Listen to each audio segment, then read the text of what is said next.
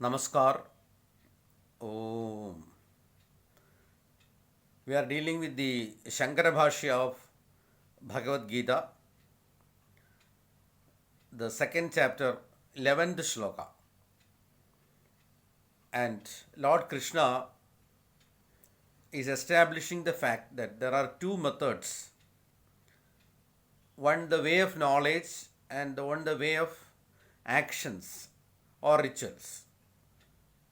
The first one is called Sankhya way and the second one is called the Yoga way.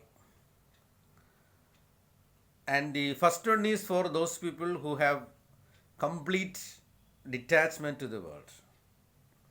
And the second one is for those people who have attachment to the world. So these are the two ways of spiritual pathways. So this is there from the time immemorial. These are taught in Upanishads and our scriptural texts. Tasmat Gita Shastre Ishan Matrena api Shraudena Smartena va Karmana Atmajnanasya Samuchayona Kenachit Darshayidum Shakyaha. So Krishna says that there is no place for mixing this Sankhya Yoga and the Yoga way in Bhagavad Gita. The way of wisdom or way of knowledge is different, and the way of actions and rituals are different. So at nowhere in Gita there is an attempt to mix these two ways of spirituality. यस्य तु अज्ञानाद्रा रागादि दोषतो वा कर्माणि प्रवृत्तस्य यज्ञेन दानेन तपसा वा विशुद्धसत्त्वस्य ज्ञानम् उत्पन्नं परमार्थतत्त्वविषयम् एकमेव इदं सर्वं ब्रह्म अकर्तृ च इति तस्य कर्मणि कर्मप्रयोजने च निवृत्ते अपि लोकसंग्रहार्थं यत्नपूर्वं यथा प्रवृत्ति यथा एव तथा एव कर्मणि प्रवृत्तस्य यत् प्रवृत्तिरूपं दृश्यते न तत् कर्म येन बुद्धे समुच्चयः स्यात्.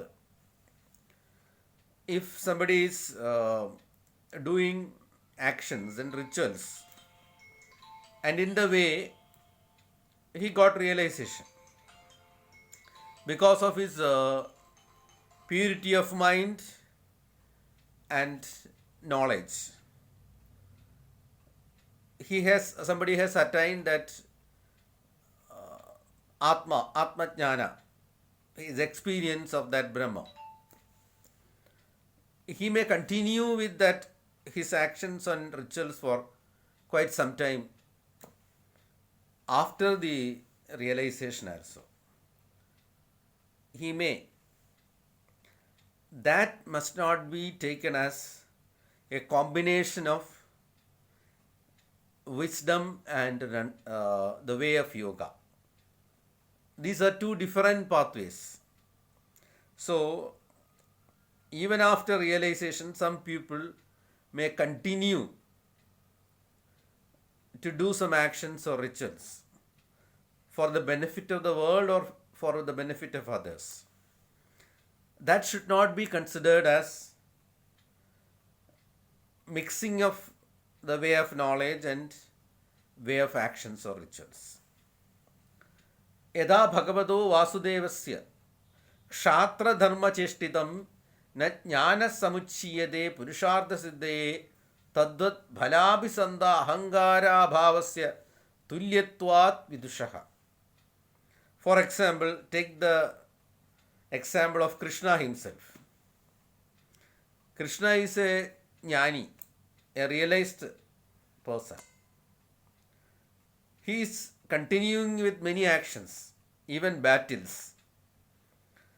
That is not an example of mixing the way of knowledge and way of actions.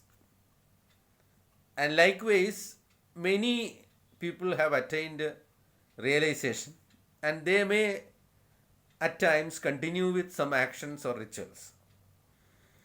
So their case must not be taken as a mixing of the way of wisdom and the way of action. That should be clear. Tattvavit na tu aham karomi iti manyade na cha tat bhalam abhisandade. Because one who is realized, like Krishna or some other jnani, his feeling will be na aham karomi. I am not doing anything. I have no relation with this body. I have no attachment with this body. This body and senses are doing something which I don't care. I have nothing to do with this. I am not doing anything. That's the experience and the firm conviction of such realized souls. यथा च स्वर्गादि कामार्थिन अग्निहोत्रादि कामसाधनानुष्ठानाय आहिदाग्ने काम्ये एव अग्निहोत्रादौ प्रवृत्तस्य सामिकृते विनष्टे अपि कामे तत् एव अग्निहोत्रादि अनुतिष्ठतः अपि न तत् काम्यम् अग्निहोत्रादि भवति. Some people may start with some desires and do Agnihotra and other yajnas or fire rituals, and on the process they may lose the desire of attaining some goals or some aim of getting something or going to heaven or such desires. They may lose the desires in between. In such case, they may continue to do their Agnihotra or fire rituals even when they are not having any desire for the result. Likewise, the realized souls also, after their realization, may continue with some karma or action or rituals. That doesn't mean that the way of knowledge and the way of actions they are combining. It is not the case. Tataja darshayadi Bhagavan kurvannapi na lipyade na karoti na lipyade idi tatra tatra. And Krishna has shown that they have no attachment towards that karma. They are not at all attached to that actions or rituals. And even the example of that lotus leaf and water drop is shown. So they have, such realized souls have no attachment towards these actions. So they may continue to do some actions or rituals, but that has nothing to do with a yoga way of spirituality. Because the way of knowledge, that is Sankhya way, and the way of yoga, that is the way of actions and rituals. They are two different ways. What Krishna says is that these two ways are for two different persons. It is not for the same person. Yatcha purvai purvataram kritam karmaneva hi samsiddhimastita janakadeha iridattu pradipajya vijneyam. And Krishna says that from olden days also this was followed like this. And Janaka also continued to do actions and rituals even after his realization. Janakadeha tat katham yadi tavat purve janakadeha tattvavidah abhi pravartakarmanah syuste lokasangrahardam gunaguneshu vartande iti jnanena eva samsiddhim astita. Janaka and others must have acquired this knowledge, and even after acquisition of this knowledge or realization or liberation, they must have continued their actions and rituals for the benefit of others or for the benefit of the world. They must have continued their actions. Even though they were in a position to abandon all actions or rituals because they have no benefit, no prayojana or no advantage from doing those actions.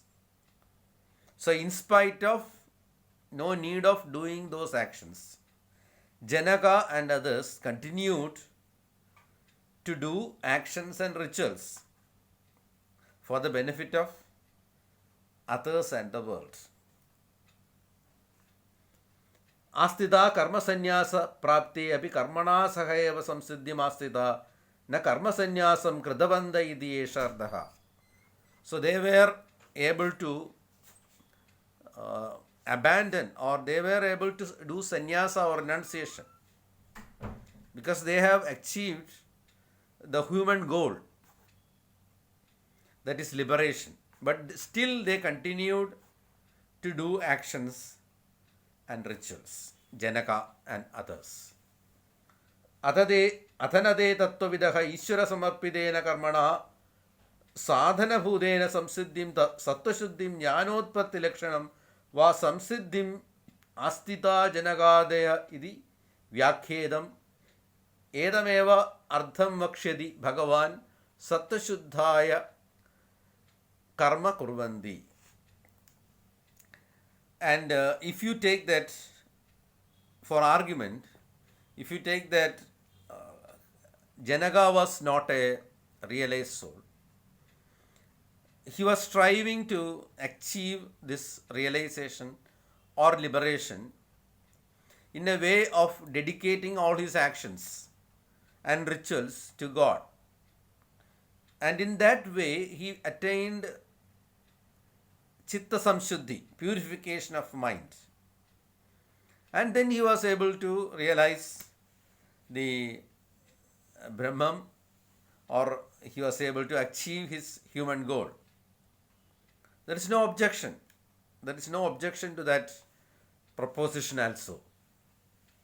Swakarmana tamabhyarchya siddhim vindati manava iti yuktva siddhim praptasya cha puna jnananishtam vakshati siddhim prapto yatha brahma ityadina.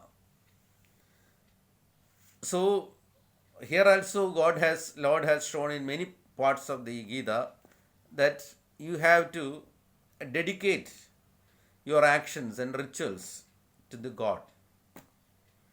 Then that will be the cause of your spiritual upliftment.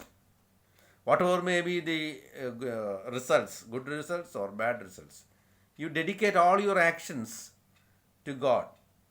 That will cause purification of your mind and your upliftment.